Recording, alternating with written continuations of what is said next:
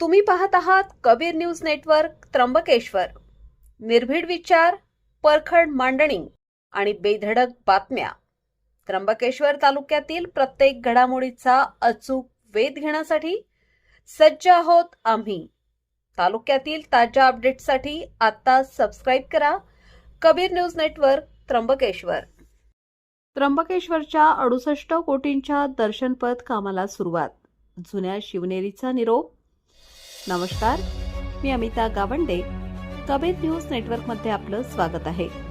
गेल्या 46 वर्षांपासून वादाच्या भोवऱ्यात सापडलेली आणि अनेक ऐतिहासिक घडामोडींची साक्षीदार असलेली शिवनेरी इमारत अखेर जमीनदोस्त व्हायला सुरुवात झाली आहे.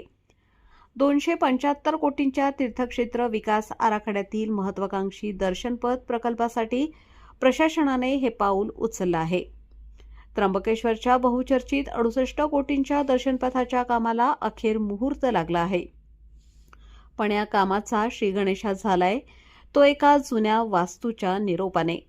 1978 मध्ये पायाभरणी आणि 1980 मध्ये पूर्ण झालेली ही इमारत 1988 मध्ये तत्कालीन नगराध्यक्ष सुरेश पाचोरकर यांच्या काळात या वास्तूचे नाव शिवनेरी ठेवण्यात आले होते.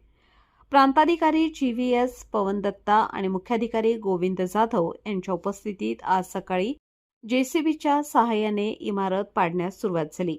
स्ट्रक्चरल ऑडिटमध्ये ही इमारत धोकादायक ठरवण्यात आली होती. पोलीस निरीक्षक महेश कुलकर्णी यांच्या मार्गदर्शनाखाली पोलीस बंदोबस्त ठेवण्यात आला होता.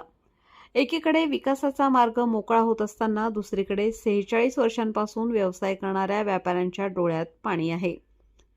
जरी प्रशासनाने दर्शनपथामध्ये नवीन गाळे देण्याचे आश्वासन दिले असले तरी हे काम पूर्ण होईपर्यंत या व्यापाऱ्यांनी आपला उदरनिर्वाह कसा करायचा हा प्रश्न अद्याप अधांतरी आहे.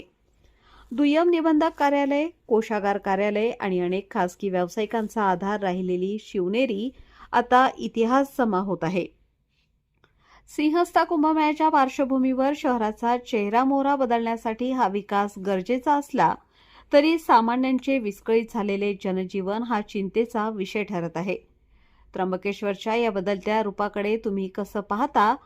विकास महत्त्वाचा की स्थानिकांचे पुनर्वसन?